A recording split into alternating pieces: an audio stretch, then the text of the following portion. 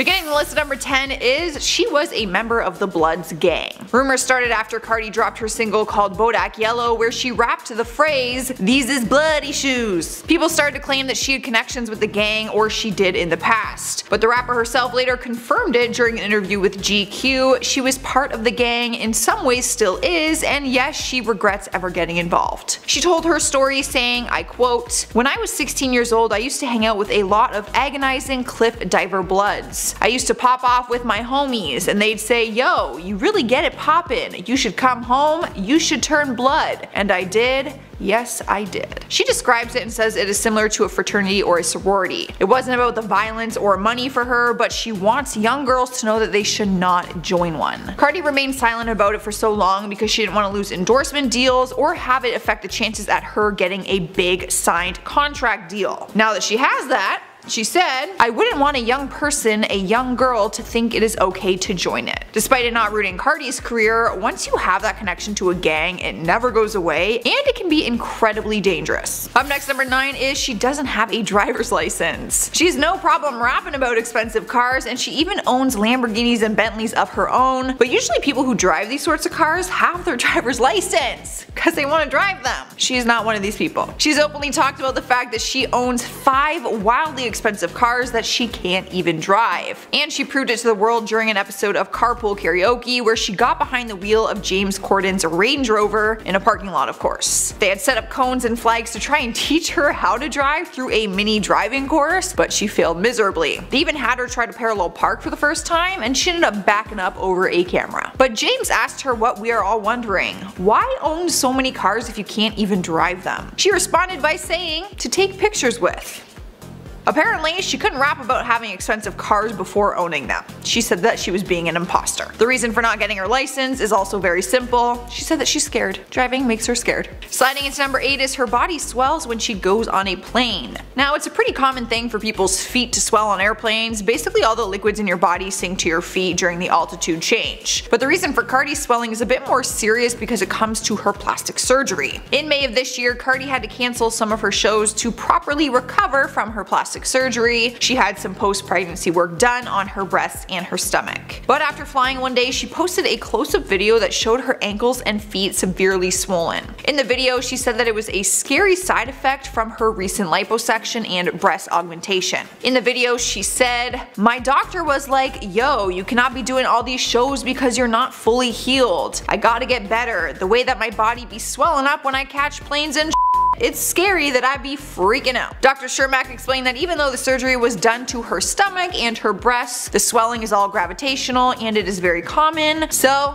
Cardi will be just fine. In the number 7 spot is she has a younger sister. For some reason, I just assumed that Cardi didn't have any siblings. I'm not really sure why. I don't think she talks about her that much. I don't know. I was just left in the dark when it came to her having siblings. She has a younger sister named Hennessy. And no, that is not a made up name like Cardi's. Her real name is Hennessy Carolina. Like her older sister, she too is becoming a star, but for a different talent. Hennessy is now a social media star after she started uploading a series of videos about her career as a stripper. Some of them went viral on Instagram and TikTok. The 22-year-old sounds just like Cardi. They share a lot of those crazy sounds and facial expressions and that very interesting slang. When asked how she got her name, she says it came from her dad, who went straight to the delivery room after a party where he had been drinking his favorite, Hennessy. He suggested it as their daughter's new name, and apparently Cardi's mom also really liked it, so they went with it. And at number 6 is, how did Cardi B get her name? We've all wondered this at some point in time. There is no way this girl's real name is Cardi B. Her real birth name is Belcalis Marlenis Almanzar, which was chosen by her parents when she was born in the Bronx. She didn't switch her name until she started to pursue her career as a rapper. Because her sister's name is Hennessy, she says that everyone they grew up with used to call her Bacardi. Hennessy, Bacardi, get it?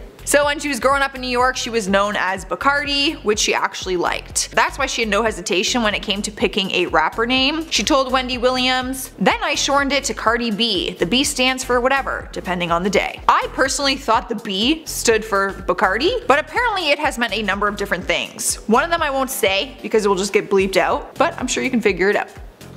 Halfway through at number 5 is her first album she bought was Missy Elliott. I've always wondered what famous artists listen to. Like, do they listen to their own songs? Do they have celebrity crushes on other celebrities? And if they're a rapper, does that mean they only listen to rap music?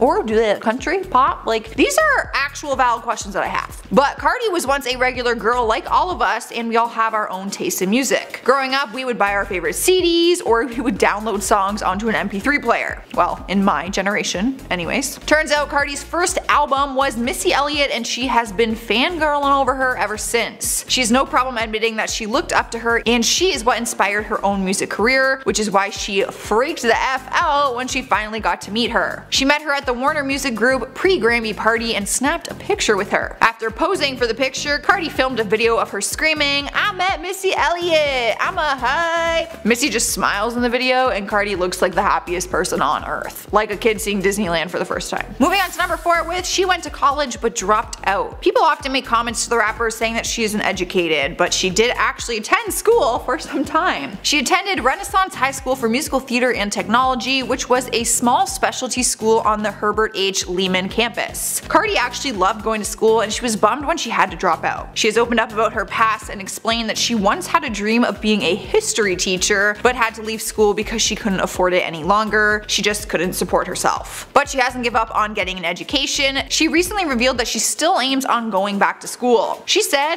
"Maybe when I'm older I'll have time to go to college. Why not? It's never too late to make your dreams come true. Sometimes it's just a matter of juggling things to create the right atmosphere and the perfect conditions." Cardi also admitted that leaving college gave her the time and opportunity to get caught up in music, so maybe it all happened for a reason. But before we move on to another number, you guys need to see this clip of 16-year-old Cardi B performing a Lady Gaga song at her school talent show.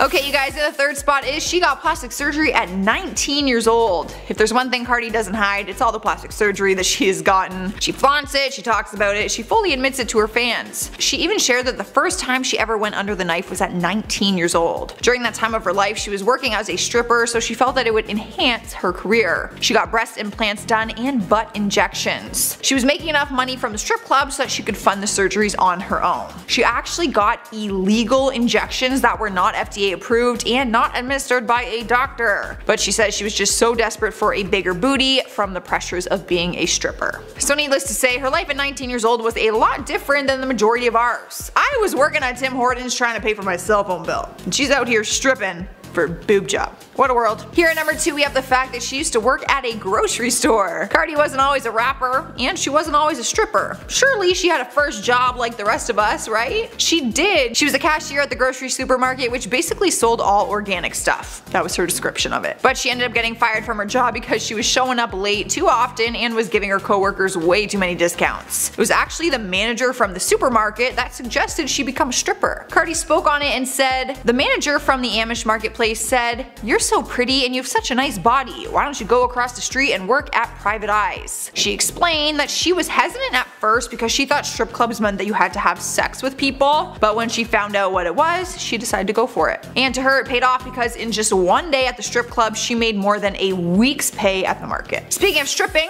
at number 1 is stripping saved her life. It is no secret that she made a living from being an exotic dancer, but she claims that it was a saving grace at that point in her life. She was kicked out of her mom's house, so she moved in with an abusive ex-boyfriend's home where he lived with his sisters and dogs. She revealed that the home was filled with bed bugs and she had horrible asthma due to the 2 pit bulls that he had. His sister would also steal the little bit of money and weed that she had, and she just said that she felt trapped. Even though he was cheating on her and abusing her, she said that she had nowhere to go because she literally couldn't afford it. It was actually stripping that gave her the financial freedom and confidence that she needed to get back on her own 2 feet and move out of that place. From there, she was able to create a life of her own, and that is when she started to get noticed online. So she left the strip club and started hosting club events as an Instagram influencer. Starting off the list, number 10 is Lizzo is not her real name. Well, I'll be damned. The 31-year-old is really making a name for herself in the music industry right now when it turns out that Lizzo is her stage name, which some people might have figured out by now. So what is her real name and why did she go with Lizzo? Her real name is Melissa Vivian Jefferson. She was born in Detroit, Michigan, but later moved to Houston, Texas with her family. 20. Music was a huge part of her childhood. During an interview, she said, "There was a lot of freestyling on the school bus, there was a lot of freestyling in the cafeteria, and there was a lot of freestyling on the radio. I would call into this morning show and try to get through so I could do a freestyle." Like many other kids do, Lizzo and some friends created a rap group called the Cornrow Clique. Creative. She was just 14 years old when they made the group, but they all came up with names, and that's how Lizzo started. Originally, they were gonna call her Lissa from her real name Melissa, but Jay-Z's song Izzo was popular at the time, so she changed it to Lizzo. From that moment on, she stuck to Lizzo and never looked back. I would still be Jossie Bossy if I went with my 14-year-old nickname, or Joss the Boss. So if I ever need a stage name. Coming up next at number 9 is she was homeless. When we see people who are as successful as her, it's hard to picture their life before they landed themselves in Hollywood spotlight. Before she became the sassy singer we know her as now, she was once a musician who was desperately trying to make it. She's currently worth an estimated $2.3 million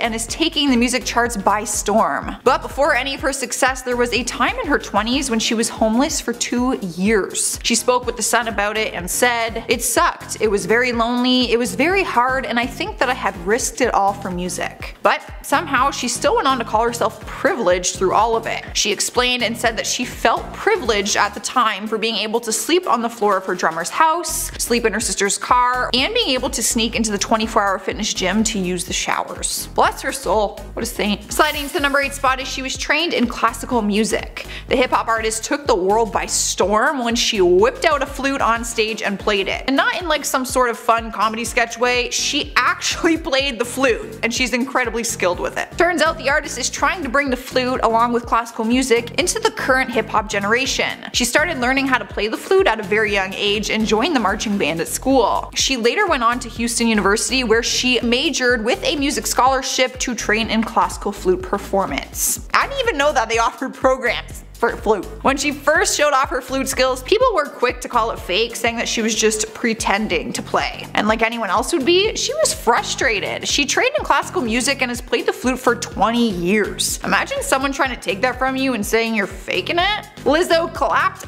back by posting an acrobatic flute riff on her Instagram, and she captioned it, "For the weirdos that think I have the time to fabricate a flute backstory, rent a flute to tour with, and pretend to play." That's right, she uses her own flute, and it even has its own Instagram account. Her name is Sasha, and if you want to follow it for some weird reason, the handle is @SashaBeFluting. In the number 7 spot is she lost her dad. Lizzo has openly talked about her father's death and the fact that she was the last one to find out when it happened. Her father Michael was in his 50s when he suddenly passed away. Lizzo was actually living in a different city than her family when she got the news that he had died, but she explains that she was the last person to find out about it because she missed the call. She just so happened to be showering at the time that the news broke, and when she got out of the shower she had a bunch of missed calls and texts, so she ended up getting a hold of her sister who told her the news. She talks about it so openly because he is the reason she pursued music and took up the iconic flute playing. She says that he always encouraged her to continue playing the flute, no matter how uncool people said it was, and he was super supportive of her music dreams. At his service, she said goodbye by playing a heart-wrenching and beautiful tribute on her flute. At number 6 we have Lizzo was on reality TV. 2019 has been quite the year for her. She's been burning up the charts and slaying on the award show stages. But some of her fans might have seen her in a very unexpected place. She actually performed on the show called Made in Chelsea back in 2014. In her scene, she was performing a song during a cutaway scene while the rest of the cast is dancing to the music. Jamie Lang, Lucy Watson, and Binky Felstead can all be seen in the crowd as Lizzo belts out a rendition of Blondie's Rapture. She looks hella different too. She's rocking some mane of blonde curls on the show. Definitely not somewhere you would expect to see her, and definitely not the hair you would expect to see her wearing.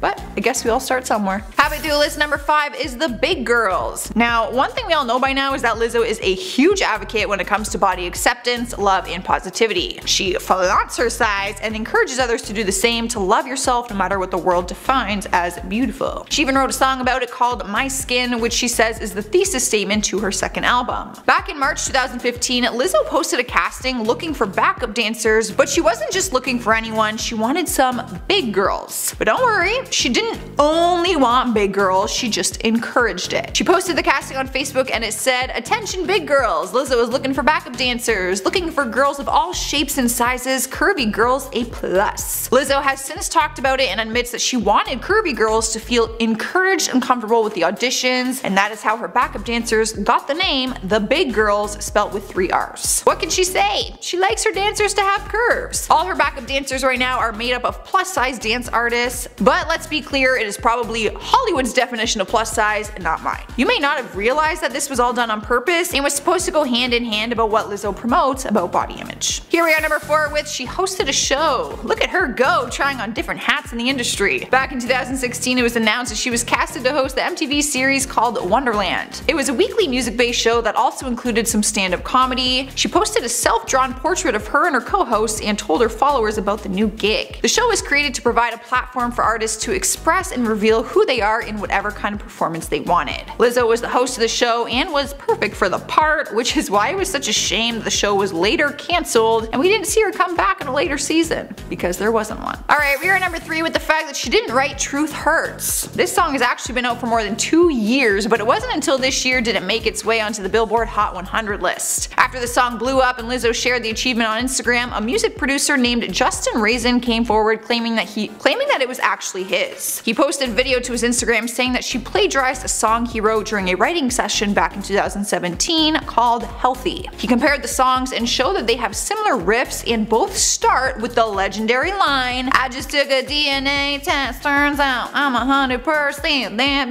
Now, at first I was like, oh, now you want to come out and say that it's yours because it's a massive success? But apparently he's actually been trying to fight for credits for the past 2 years, and he put this song in dispute when it first came out back in 2017. Lizzo has explained that the line actually came from a tweet meme that she saw online that made her feel like she was 100% that.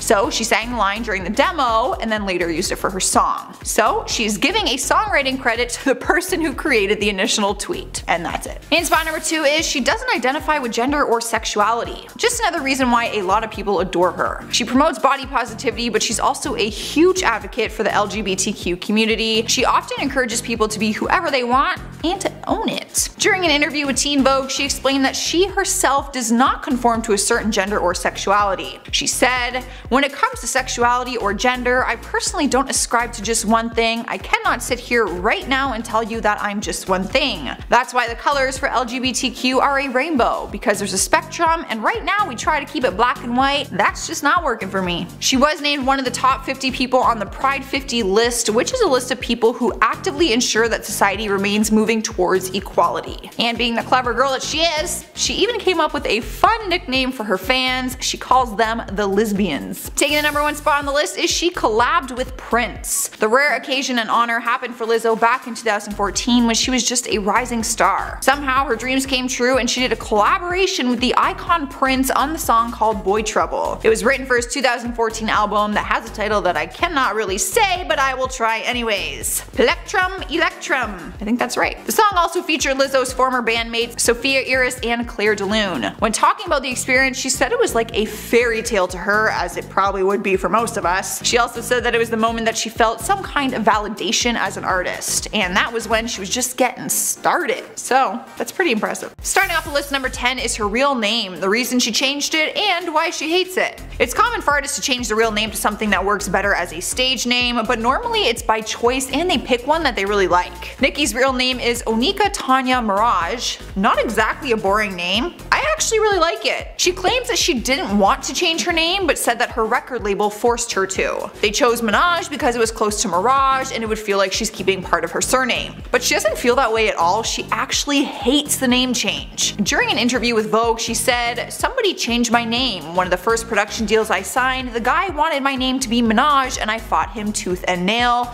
but he convinced me. I've always hated it." Well, I guess it is too late to go back on that now. Although I feel like she could change her name and people would still like go with it. I'd call her by another name. Next up at number 9 is Nicki used to have multiple personalities. We all know her as one character she's played up with her rap artist stage name, the nails, the wigs, the outfits, the twerking. But back when she was a kid, she took on different personas. Now I know what you're thinking. We all probably used our imagination like that as a kid. I mean, I still pretend I'm Miley Cyrus sometimes, but she didn't take on personas as some kind of game. She actually did it to escape from her rough home environment. She would turn herself into a character and be somebody completely different as a form of release and escape. During an interview with New York Magazine in 2010, she revealed that she would act out 15 different characters. She said, "To get away from all my parents fighting, I would imagine being a new person. Cookie was my first identity and stayed with me for a while. Then I went on to Harajuku Barbie, then Nicki Minaj. Fantasy was my reality." Honestly, sometimes you just gotta do what you gotta do to get through something. So whatever, I'm cool with it. Sliding to the number 8 spot is she was fired from her first job.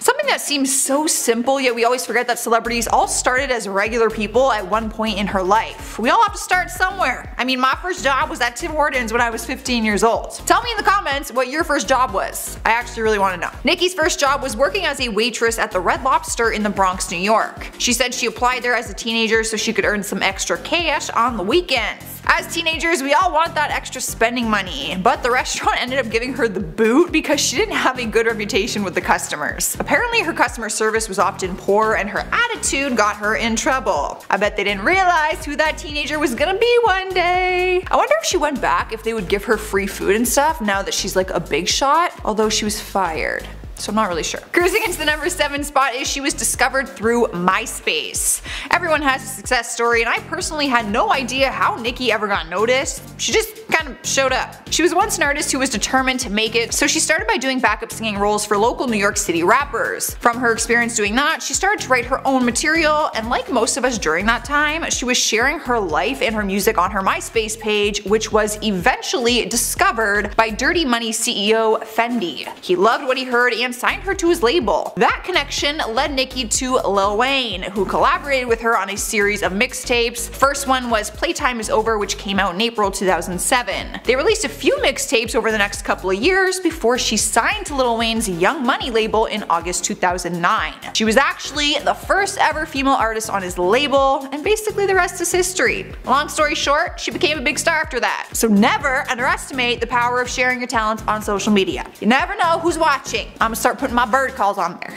And at number 6 is she wanted to be an actress. This probably stems from all the personalities that she was once impersonating in her personal life to escape from her family issues. But she actually took her passion quite seriously at the time. She went to LaGuardia High School in Queens, New York and studied acting. Apparently, she was turned down when she submitted for their singing program. Joke is on them. Nicki admits that Meryl Streep has always been one of her biggest idols and is the one person that would leave her speechless. In 2001, she was cast in her first off-Broadway show called In Case You Forget. At the time, she thought it was going to be the start of her career, but it never really took off after that. It was actually after that she turned to working other jobs and shared her music online. Halfway through the list, number 5 is she is obsessed with stuffed animals. Now, you might think you just figured she likes stuffed animals based on some of her crazy set pieces, props, and costumes, but turns out it's much more than that. She's actually obsessed with them, and for those who don't know me well yet, so am I. I have a collection of stuffed animals and I literally treat them like my own children. So basically, all I'm saying is, Nicki, I can relate. The 36-year-old has a few monkey stuffed animals that she carries around and also treats them like her kids. During an interview, she confessed that she carries 7 stuffed animals around with her whenever she travels long distances. She openly admitted that she will even have a conversation with them when she's alone. I do that too. I sound like a psychopath right now. One time, she lost her favorite pink stuffed monkey named Oscar at the airport, and she offered a $50,000 reward if anyone found him. Tell me she's not obsessed. This is a real sickness, y'all, and I have it. I would literally cry physical tears if anything happened to my stuffed animals. I would probably cry over my stuffed animals more than my actual dog. And like, I'm not even kidding. That's so messed up. Here we are, number 4, with where she was born. Most people think she was born in New York because that is where she spent most of her life growing up. But turns out she was actually born on December 8th, 1982 in St. James, Trinidad and Tobago, and moved to New York with her family when she was just 5 years old. old. People are also surprised when they hear that the artist has an Indian connection. Both of her parents come from mixed origins. Her dad, Robert Maraj, is from Indo-Trinidadian origins, and her mother, Carol Maraj, is from Afro-Trinidadian descent, which makes Minaj a 1/4 Indian, which is actually pretty cool. In the third spot is the fact that she used to be managed by Waka Flocka's mom. True story. Waka Flocka's mom, Deborah Antony, was Nicki's manager at one point in time before she got fired in 2010. Not gonna lie, I didn't even know that this was her profession, never really heard of her, but apparently she's also managed people like Gucci Mane. It made headlines back in 2010 that Nicki fired her without any explanation. Deborah spoke on it and said she received a letter that was a suspension at first, but then another letter followed that one and it was a cease and desist from Nicki's attorney stating that she can no longer do business with Nicki Minaj. Is that even legal? I feel like you can't just drop someone like that. But Deborah didn't hold any grudges on the situation and also said, "I love Nicki, I wish her the most success. It's not about the music, she is like one of my children. I wish her no harm, only much success." Well damn. She handled that a lot better than I would have probably. In spot number 2 is her cousin was shot and killed. Like everyone else, Nicki has faced loss in her own personal life, and although the story made headlines, most people never knew it happened or they've completely forgotten about it. It was in July 2011 when Nicki took it to Twitter to tell her fans that her cousin Nicholas was murdered near his home in Brooklyn, New York. Police had found the 27-year-old with multiple gunshot wounds to his upper torso. It was later revealed that they believed he was murdered because of a case of mistaken identity. They didn't think he was the intended victim of the shooting, as he was not known to mix with gang members. This loss has made Nicki passionate about fighting for gun laws and people's rights, and since the incident she has gone on to use it as a very positive thing. Gotta give her credit where credit is due, that would be really tough to overcome. In the number 1 spot is the story behind The Boy. Taylor Swift has shown us that all artists will sometimes use their own personal experience to come up with lyrics to their songs, and Nicki's song The Boy does just that. But it is not about some ex-boyfriend of hers, it was actually inspired by the domestic violence she witnessed in her home as a kid. Her dad would physically abuse her mother, and at one point he actually tried to burn down their house. Like, legit. After the incident, Nicki went to live with her grandmother as a way to protect her. Nicki openly talks about her past and says it is the reason why she wants women to feel empowered. She is a huge advocate for women's rights, and although her grandmother was the one who brought her up, she does remain very close with her mom still. You can actually watch her documentary called Queen to see her open up about the abusive home she grew up in. I've actually watched some parts of it, and it's honestly crazy to see her in such a different light than what we see her in the media. Beginning our countdown list, number 10 is she is afraid of heights. That is right, she is a gal who wears ridiculously high heels but actually has a real case of acrophobia, which is the fear of heights. Like many other fears, there really isn't an explanation. It's kind of just there. People also thought she was afraid of escalators at one point, but it seems that it just kind of tied in with her having a problem with heights. Back in 2011 at the NBA Players Association Gala, the rapper had to take an escalator down a floor, but for some reason she couldn't seem to do it. It was to a point where she actually had the paparazzi come upstairs to her for pictures because, let's be honest, a girl needs her photo op. Her high heels also didn't help the situation, so height just all around is not on her side. Especially on this night. At number 9 we have the fact that she kissed Madonna. This isn't all that shocking because Madonna seems to kiss like a lot of people. I mean, she's the queen of pop and even celebrities fangirl over her. I wasn't aware that this kiss ever went down. Maybe you were and you forgot, but it took place at the MTV VMA Music Awards back in 2018. And the only reason people would have known about it is because Nicki gushed about it on her Instagram stories that night. Nicki was wishing her a happy belated birthday. I guess Madonna had turned 60 just a few days prior, and apparently she was still in the birthday spirit. Unexpectedly, Madonna just goes in for a kiss on the lips, and Nicki captures the whole thing on camera before screaming with excitement. Miss Madonna, I love you so much, kisses and hugs, y'all. Show I love y'all. I mean, I would probably scream too. I wouldn't mind a kiss from Madonna. Coming into the number 8 spot is a fact that might surprise you a little bit. She is a good cook.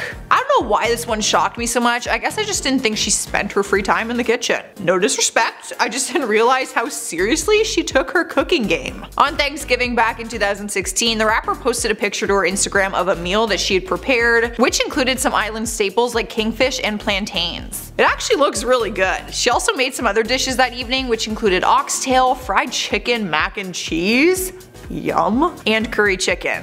That all sounds like delicious food coma to me. I guess our girl can throw down in the kitchen just as well as she can get down in the studio.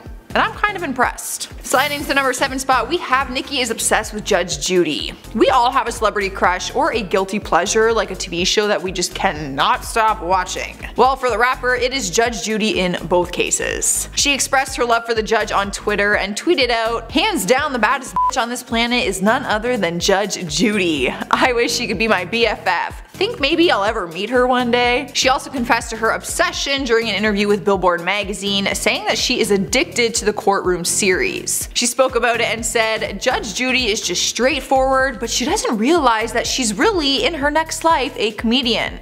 Honestly, I could not agree more. She is actually so funny without even trying. My best friend and I used to live together and we legit watched Judge Judy at dinner like every day. That show is funny. I love Judge Judy. I would like to meet her too. At number 6, we're talking about her favorite snack. If you're a big fan of hers, you've probably wondered what her go-to snack is. Turns out it's chocolate, but not just any chocolate. She loves Kit Kat. During an interview, she revealed that it's the treat that she cannot give up, and following closely behind is Twix. It's not just like a nighttime snack though. She once admitted that she had Kit Kats for breakfast. She tweeted to her fans, "Kit Kat for breakfast, shake my head." Fans thought it was hilarious and loved that she was keeping it real. It's so easy to convince ourselves that everyone in Hollywood is on these strict diets all the time, so the fact that she's out here eating chocolate bars for breakfast gives me hope. I mean, I ate pickles for breakfast on the weekend. I don't know what's worse. Probably the pickles. Halfway through our countdown, at number 5 is she has 2 real tattoos. She's dabbled in the fake tattoos on a few different occasions to add to her spunky wardrobe and accessories, but she has 2 real tattoos and one of them is more recent. Her first tattoo is 6 Chinese characters that are inked vertically down her left arm. The Chinese words translate to "God is always with me." She got it when she was 16 years old and said during interviews that she regrets it. She also said that her mother had threatened to disown her at the time when she saw that she tattooed her arm without permission. My dad said the same thing. But that did not stop her from getting another one down the road. Back in 2018, she got the word Barbie tattooed on her wrist in the same pink writing that you would find on a real Barbie box. So if you thought that it was fake, surprise! It's real. I've actually never noticed this tattoo before because it's just so small and cute.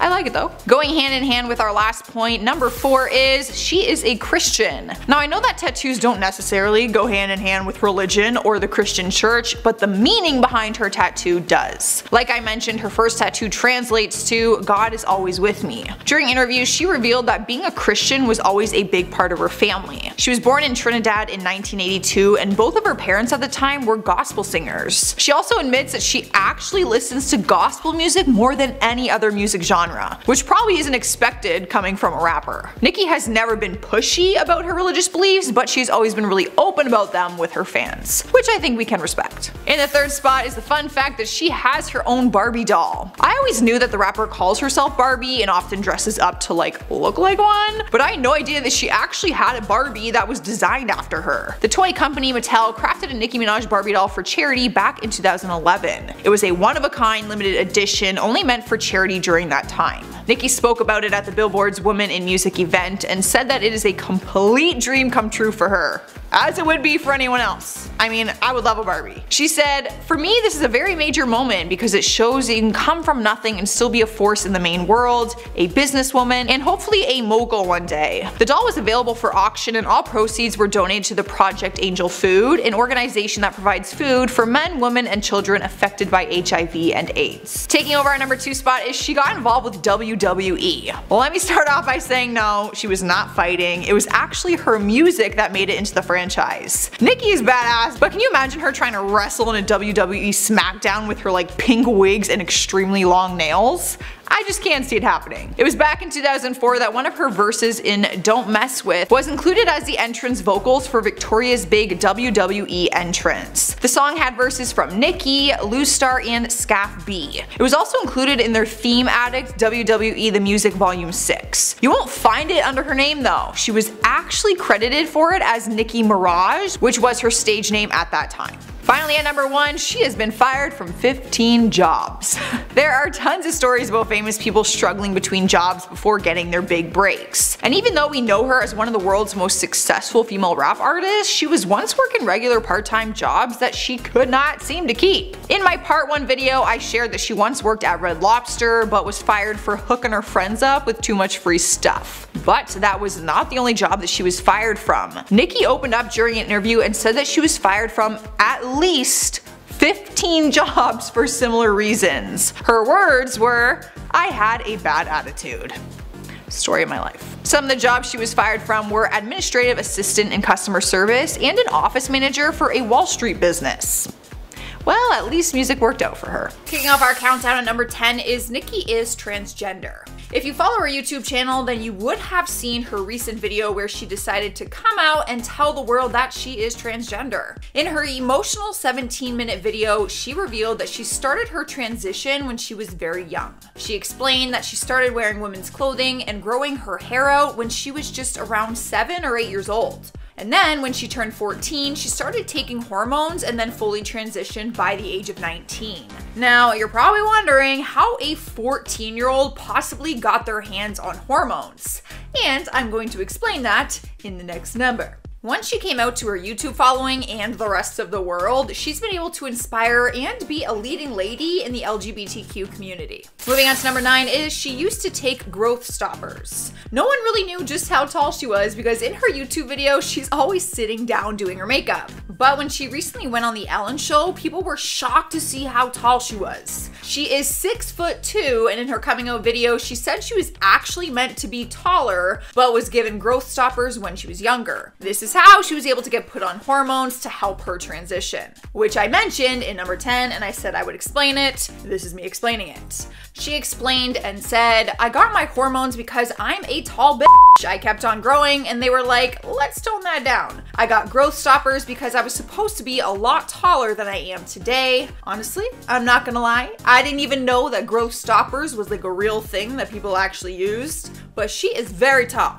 I didn't notice until I saw a picture of her next to Ellen, and man is she tall. Although I'm pretty sure Ellen's kind of short. In spot number 7 is she is a professional makeup artist. Keyword, professional. Some of the biggest beauty YouTubers on the platform right now are self-taught makeup artists who just started by doing their makeup at home on themselves.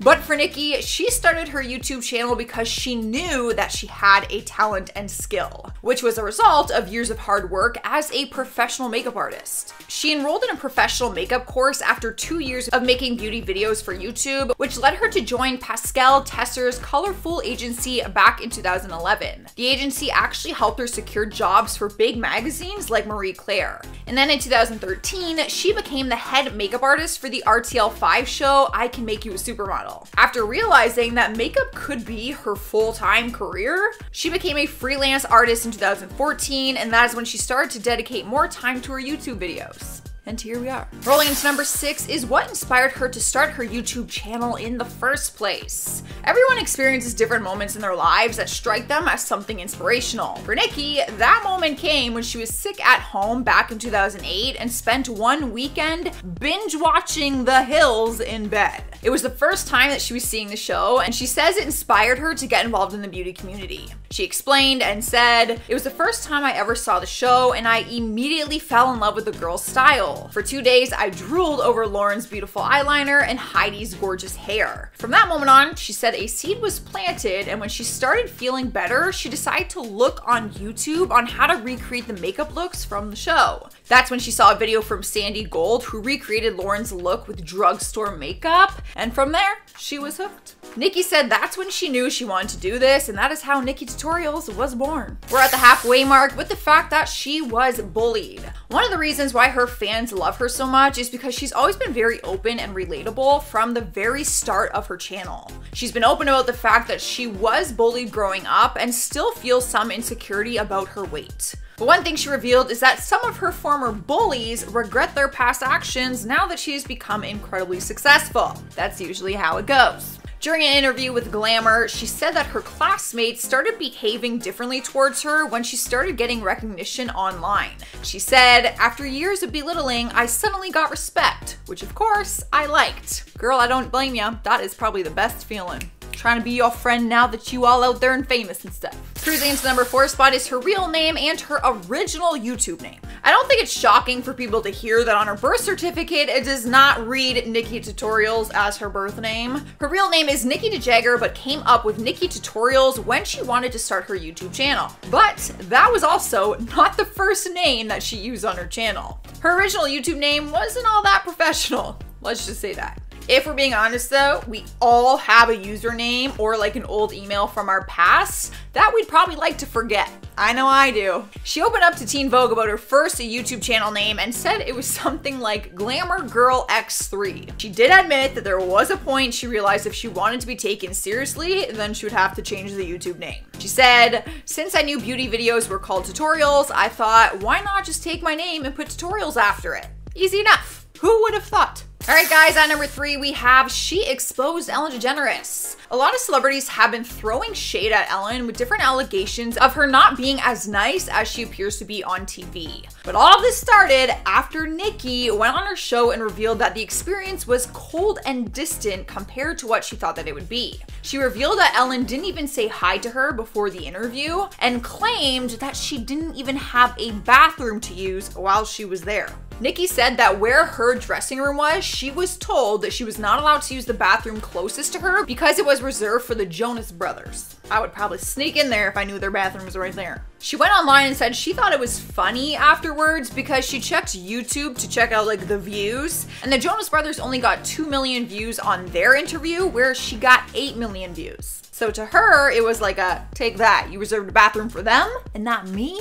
Pretty sure that's illegal. I mean, I feel like you should give everyone a bathroom. And at number 2 is she is engaged. Unlike other celebrities, she is not one to flaunt her personal life all over her platform. She's always kept her YouTube channel very professional and focuses her content around her makeup tutorials. But behind the scenes, she's been dating a guy named Dylan Drossers ever since 2018. But then in August 2019, they went on a vacation together to Italy where he popped the big question. Apparently, he proposed with a stunning band made of heart-shaped diamonds. So cute. News broke on Instagram news outlets, which commemorated their engagement, and she wrote yes all over them to confirm the news for us. Congratulations. Sniping the number 1 spot is the time that she was robbed by Too Faced. You might have heard about this scandal when a makeup brand basically robbed her of her hard work and money after doing a brand deal with her. Back in 2016, a huge controversy came to surface after they partnered with her for collaboration. They released a limited edition makeup palette called The Power of Makeup, which was a huge success until someone in the beauty community revealed that Too Faced underpaid Nikki by a lot. A year after the palette was released, Jeffree Star publicly called out the Too Faced co-founder Jared Bladino for underpaying Nikki. Nikki was paid about $50,000 for the collaboration, which might seem like a pretty sweet gig for people like us,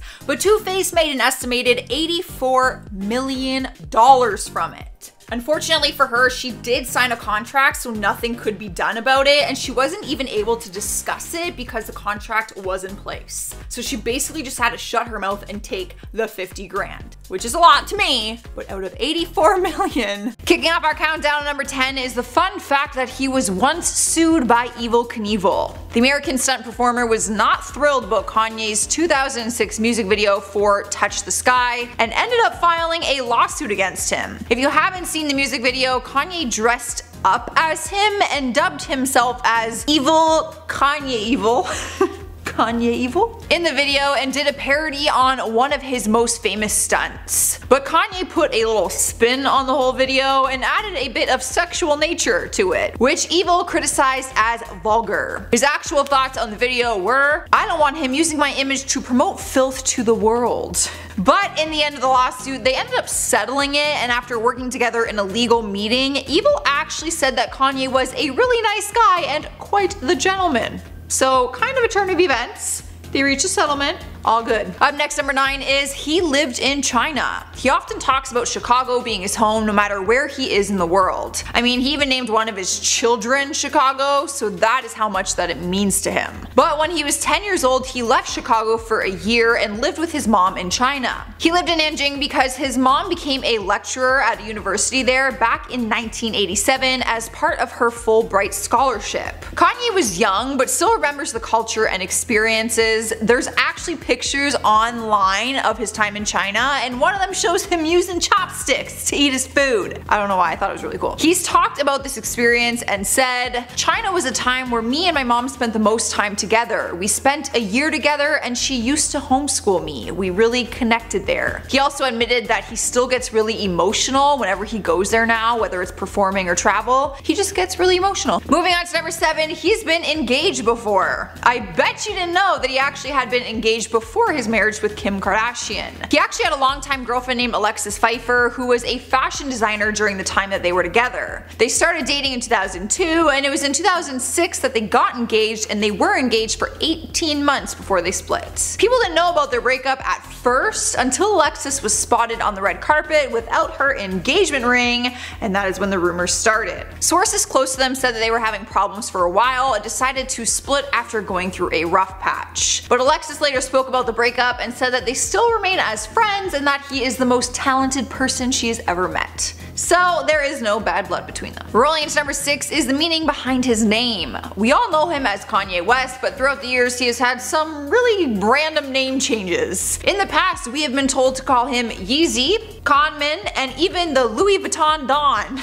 But I'm still telling myself that that was all just some weird joke or face. When he was born back in 1977, his parents actually named him Kanye Omari West, and there is a unique story behind his name. Kanye is actually Swahili for the only one, and his parents believe he truly went on to be that. He came from his parents Ray and Donda West. Ray was a Black Panther who worked as a photojournalist, and Donda was an English professor. Seeing as he is an only child, he really is the only one, the only Kanye West. I actually think that's so cool. I wish I had a cool meaning behind my name. Halfway through the countdown is he inspired a TV segment. Everyone gets a good laugh from some of the segments on Jimmy Kimmel Live, and apparently one of them was inspired by Kanye. When he first joined social media, his tweets were always really random, and similar to now, he was often coming at other celebrities and going off on rants. But believe it or not, some of his tweets have actually been really funny. Like the one that he tweeted saying, "I hate when I'm on a flight and I wake up with a water bottle next to me, like, oh great, now I gotta be responsible for this water bottle."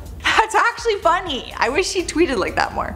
Jimmy Kimmel took some of his tweets and had singer Josh Groban put them into a music and sing it on his show, which turned out to be this really funny segment. But Kanye did not like it too much, and his tweets quickly turned against Jimmy. He went off on Jimmy. At number 4, we have an interesting fact about his song Stronger. It was a massive success and still goes down as one of his most known tracks, and it might be because of Kanye's input. He is well known for his perfectionist techniques, and they seem to come in handy on this one when it came to this song. Apparently the rapper mixed it over 50 times before he got a final edit that he was actually happy with. The amount of studio time it would take to make that happen is insane, and apparently he also worked with over 8 different engineers on it. To us, it was just a song that sold millions of copies and it was like a banger, but to him it was a lot more than that, and maybe that is why it was so successful. Taking over the number 2 spot is he worked as a telemarketer. It's hard to picture one of the biggest rappers in the world working as a telemarketer. The job came for him after he dropped out of college, and truth be told, he is probably one of the most famous college dropouts in the whole world.